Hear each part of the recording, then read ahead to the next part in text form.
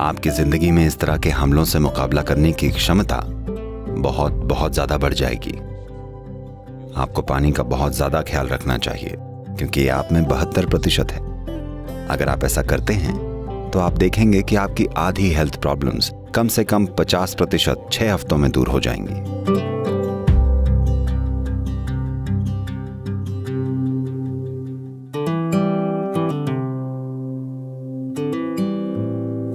बस अपने भोजन में 40 से 50% कच्चा भोजन लेकर आइए, यानी ये जिंदा होना चाहिए, ये एक जीवित कोशिका होनी चाहिए। ये सब्जी हो सकती है, फल हो सकता है, सूखा मेवा हो सकता है, अंकुरित मूंग हो सकती है। आपके खाने का कम से कम 40 से 50% हिस्सा जीवित होना चाहिए।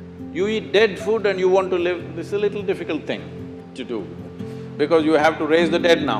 आप मरा हुआ खाना खाते हैं और जीना चाहते हैं, ये थोड़ा मुश्किल काम है क्योंकि अब आपको एक मुर्दे को जिंदा करना है। जब आप खाना पकाते हैं, भोजन को पचाने के लिए सभी जरूरी पाचन सामग्रियां सिर्फ शरीर में ही नहीं होती हैं, भोजन में भी ये एंजाइम्स होते हैं। जब आप खाना पकाते हैं तब आप इन एंजाइमों को काफी हद तक नष्ट कर देते हैं। जब आप बिना एंजाइम वाला खाना खाते हैं तब शरीर को वो हिस्सा फिर से बनाने के लिए मेहनत करनी पड़ती है जो नष्ट हो गया है, और तभी खाना पच पाता है। आमतौर पर खाने के 1-1.5 घंटे बाद ऐसा भोजन आपकी ऊर्जा को कम कर देता है। इसके बाद धीरे धीरे ये ठीक हो जाता है। आपने इस पर ध्यान दिया है? तो खाना ऊर्जा के लिए होता है, पर हम खाने को ऐसे बना रहे हैं कि ये पहले 1.5 घंटे में ऊर्जा को कम कर देता है और सिर्फ उसके बाद ही धीरे धीरे ऊर्जा मिलती है। जो भी हो, चाहे आपकी पाचन प्रक्रिया कितनी भी अच्छी क्यों ना हो, फिर भी आप उन सभी एंजाइम्स को कभी भी फिर से नहीं बना सकते जिन्हें हमने पकाते वक्त नष्ट कर दिया है। हम बस कुछ हद तक ही बना सकते हैं।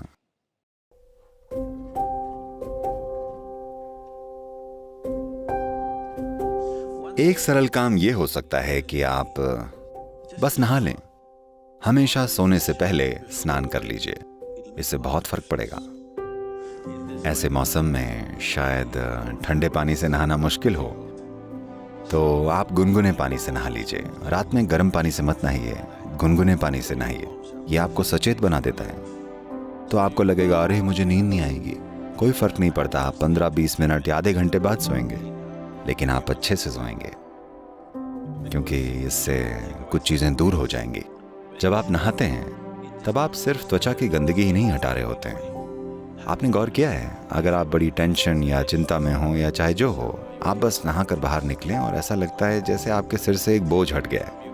क्या आपने इस पर ध्यान नहीं दिया है? तो बात सिर्फ त्वचा को धोने की नहीं है। जब आपके शरीर पर पानी बहता है तब बहुत सारी चीजें होती हैं। नहाना एक बड़ी ही प्राथमिक भूत शुद्धि है क्योंकि आपके शरीर का 70% से ज्यादा हिस्सा असल में पानी है।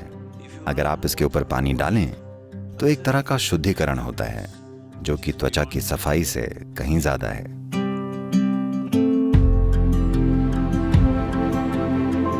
आपको पानी का बहुत ध्यान रखना चाहिए क्योंकि ये 72% है और इसमें जबरदस्त याददाश्त है।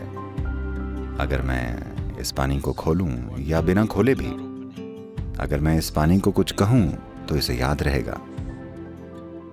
इस दिशा में कई प्रयोग हो चुके हैं। तो अगर आप इस पानी को लेकर, पानी के स्रोत से लेकर अपने घर तक पंप करते हैं, तो मान लीजिए कि ये 50 मोड़ों से होकर गुजरा है। जबरदस्ती बलपूर्वक पंप किया गया है, जो कि आजकल किया ही जाता है, और आप 12वीं मंजिल पर रहते हैं, इसलिए और ऊपर की ओर पंप किया गया है। Now they are saying if it goes through 50 bends, about 60% of the water has turned poisonous. अब वो कह रहे हैं कि अगर पानी 50 मोड़ों से गुजरता है तो करीब 60% पानी जहरीला हो जाता है। अगर आप नल से बाहर आते ही तुरंत इसे पी लें तो ये आपके सिस्टम में जहर का काम करेगा। अगर आप इसे लेकर कुछ समय के लिए रख लें तो ये फिर अपने आप पहले जैसा हो जाएगा, क्योंकि ये जहर रासायनिक नहीं है, ये अणुओं के स्तर पर है। अणुओं के स्तर पर बदलाव हुए हैं, कोई रासायनिक बदलाव नहीं हो रहा है। इसीलिए हमारी परंपरा में आपकी दादी आपसे हमेशा कहती थी, आपको हमेशा पानी भर कर रखना चाहिए। इसको रात भर घर में अच्छे से साफ किए हुए बर्तन में रखना चाहिए। उस पर विभूति और कुमकुम लगानी चाहिए। एक फूल होना चाहिए, हाँ या ना? पारंपरिक घरों में आपको उसे सिर्फ अगले दिन सुबह ही पीना होता है, न कि जैसे ही ये घर में आए। आप इसे नहीं पीते क्योंकि इसमें हर तरह की यादें होती हैं। बहुत ही ज्यादा पारंपरिक घरों में लोग हर रोज पानी के बर्तन की पूजा करते हैं। Yes? और आप पानी को आते ही नहीं पीने लग जाते। आप उसे रखते हैं, उसे खुद को पहले जैसा बनने के लिए पर्याप्त समय देते हैं, ताकि जो कुछ भी उसने इकट्ठा किया है वो चला जाए और वो पानी पीने के लायक हो जाए। पानी का आपको ध्यान रखना चाहिए, क्योंकि ये 72% है। ये फर्स्ट क्लास है, समझे? पासिंग मार्क्स से भी ज्यादा है।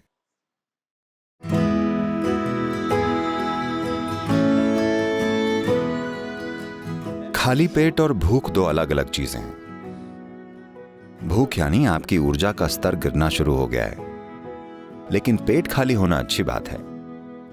योग विज्ञान में आज आधुनिक विज्ञान भी इससे सहमत है, लेकिन जो हम अपने अनुभव से जानते हैं, आप वहां तक पहुंचने के लिए अरबों डॉलर खर्च करेंगे, क्योंकि रिसर्च का मतलब बस यही है कि कितने मिलियन डॉलर। रिसर्च ऐसे ही होती है।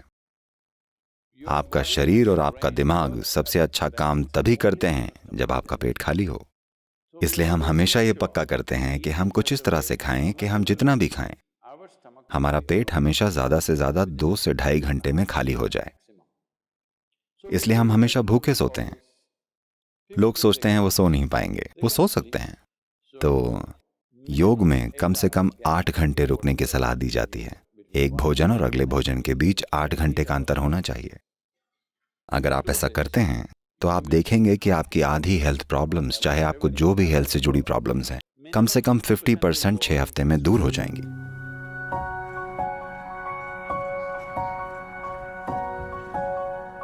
ज्यादातर लोग उनका मिट्टी से संबंध केवल मरने के बाद बढ़ा पाते हैं, लेकिन ये बहुत जरूरी है कि आप जीते जी मिट्टी के साथ संबंध विकसित करें। मैं तो कहूंगा कि खासकर अब जबकि ये वायरस फैला हुआ है। यकीन मानिएगा, आप में से जो लोग किसी भी तरह मिट्टी से जुड़े हुए हैं, Here we call this Prithvi Prema Seva. That means getting involved with the soil in a very loving manner. हम यहाँ इसे पृथ्वी प्रेम सेवा कहते हैं, यानी कि मिट्टी से बड़े प्यार से जुड़ना। इससे आपके जीने की क्षमता, आपकी जिंदगी में इस तरह के हमलों से मुकाबला करने की आपकी क्षमता बहुत बहुत ज्यादा बढ़ जाएगी। खाली जिंदा रहना काफी नहीं है, जरूरी है कि आप मजबूती से जिएं। मजबूती से जीने का मतलब ये नहीं है कि आप बड़े बड़े मसल्स बनाकर किसी पर हावी हों। मजबूती से जीना यानी यहाँ जीवन बड़े पैमाने पर घटित हो। इसके लिए आपको एक ऐसा शरीर चाहिए जो पूरी धरती को अपना ही एक हिस्सा माने, जो कि ये है। तो ये बहुत जरूरी है कि आप ऐसा करें।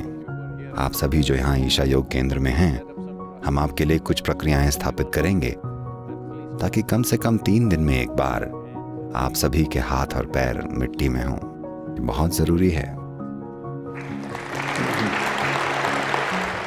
और आप लोग जहां भी हैं, अगर आपके पास एक छोटा सा बगीचा है, या आप वॉलंटियर बनकर किसी और के बगीचे में काम कीजिए, यकीन मानिए, हाँ, उन्हें मुफ्त का मजदूर मिलेगा, लेकिन ये मत सोचिएगा कि उन्हें ज्यादा फायदा है। आप बहुत ज्यादा फायदे में हैं, क्योंकि अगर आप मिट्टी से जुड़े होंगे तो आप पर इसका जबरदस्त असर होगा। आपके भौतिक शरीर के काम करने का तरीका बदल जाएगा। अपने हाथ मिट्टी में डालिए, ये बहुत महत्वपूर्ण है। नहीं तो आप में से जो लोग बहुत ज्यादा ही अमीर हैं पर काम करते हुए दिखना नहीं चाहते, क्योंकि इससे आपकी अमीरी की इमेज बिगड़ जाएगी, आप मिट्टी से स्नान कर सकते हैं। हाँ, ये भी एक तरीका है।